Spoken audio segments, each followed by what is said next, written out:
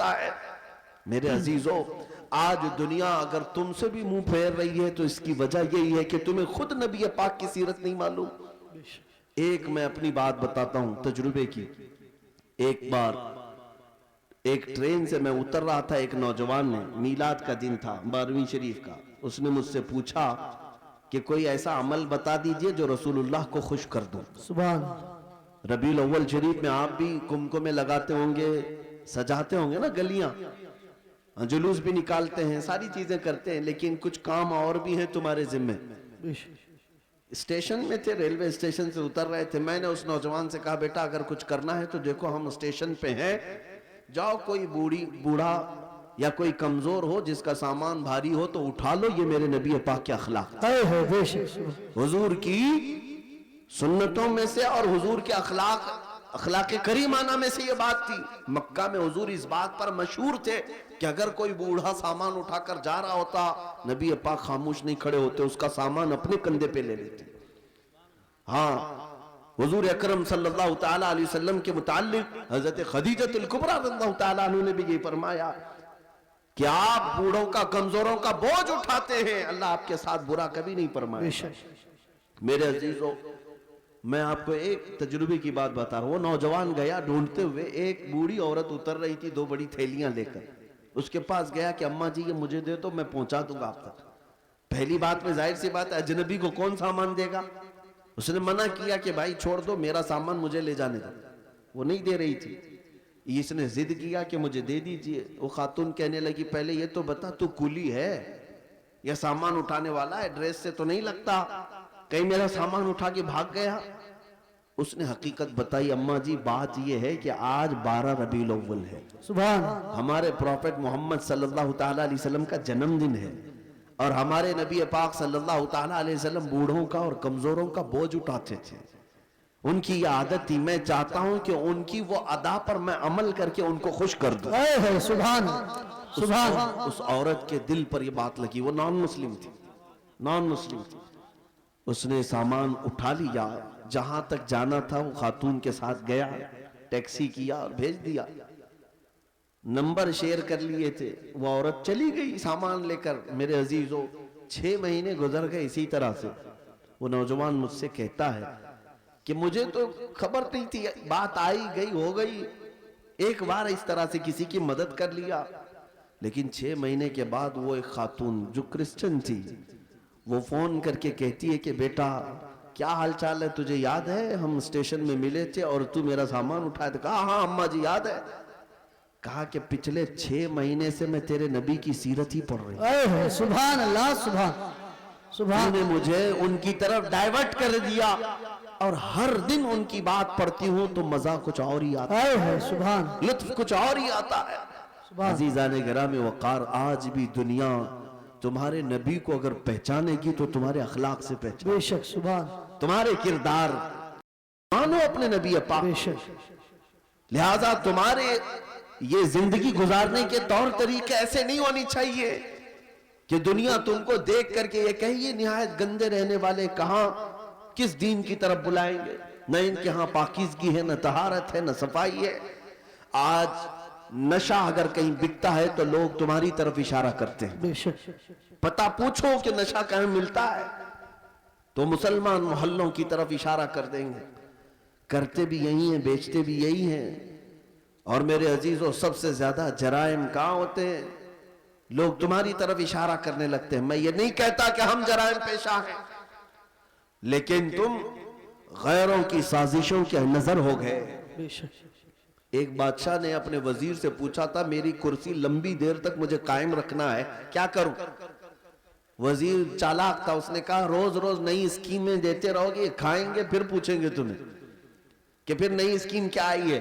کہا اگر لمبی دیر تک اپنی کرسی قائم رکھنا چاہتے ہو تو ایک ہی کام ہے، اپنی پوری رعایا کو نشہ کھلانا شروع کر دو، اللہ، چرس بھنگ ساری چیزیں ان کو پلانے کی عادت ڈال لو۔ بادشاہ نے پوچھا ایسا کیوں؟ کہا جب یہ سب نشیڑی ہو جائیں گے تو کب تمہاری کرسی کی طرف دیکھیں گے؟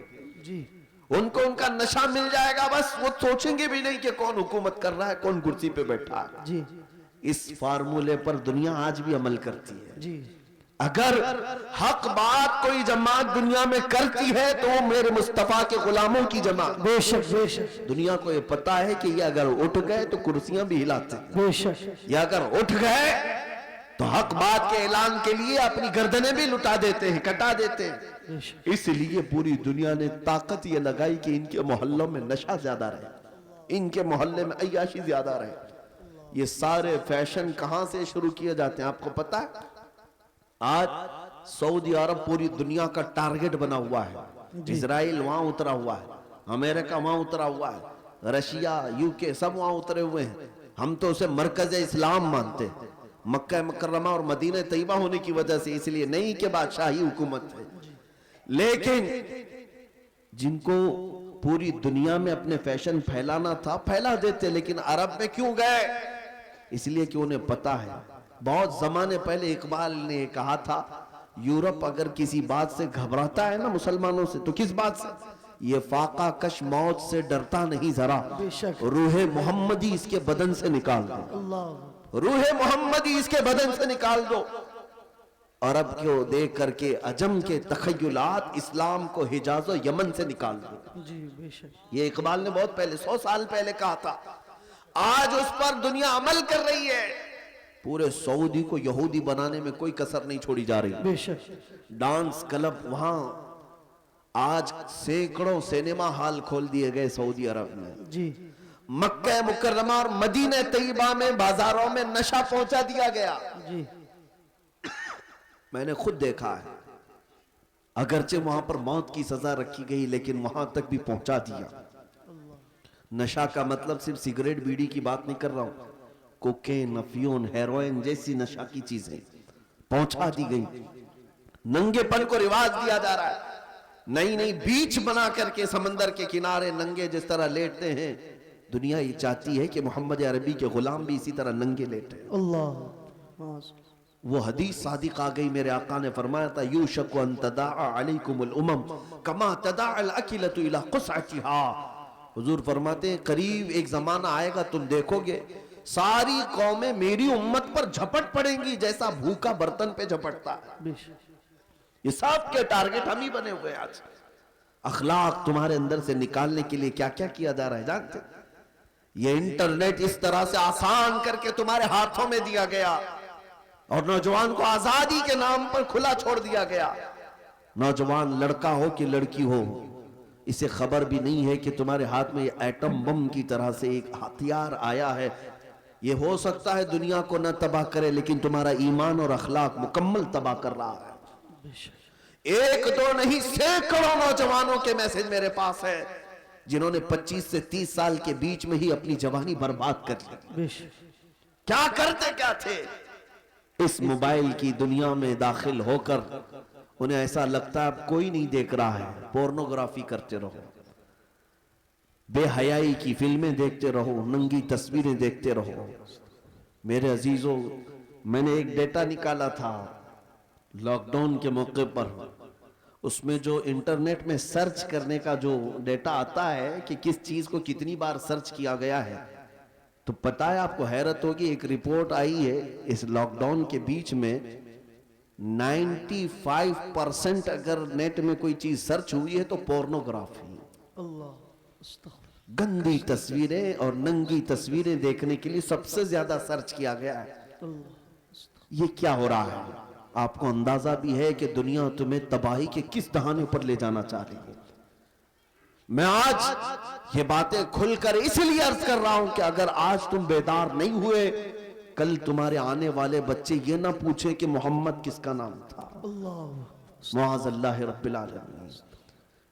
قرآن کیا چیز ہے؟ کیونکہ میں نے یہ جدہ میں, عرب میں, سعودی عرب میں ایک شیخ کو کہتے ہوئے سنا, عربوں نے اپنے بچے آسٹریلیا میں, امریکہ میں پڑھنے کے لیے بچپن میں ہی ڈال دیے تھے, اور جب بچے وہ جوان ہو کر کے آئے تو اپنے باپ سے اس بات پر لڑنے لگے کہ اللہ ایک ہی کیوں ہے.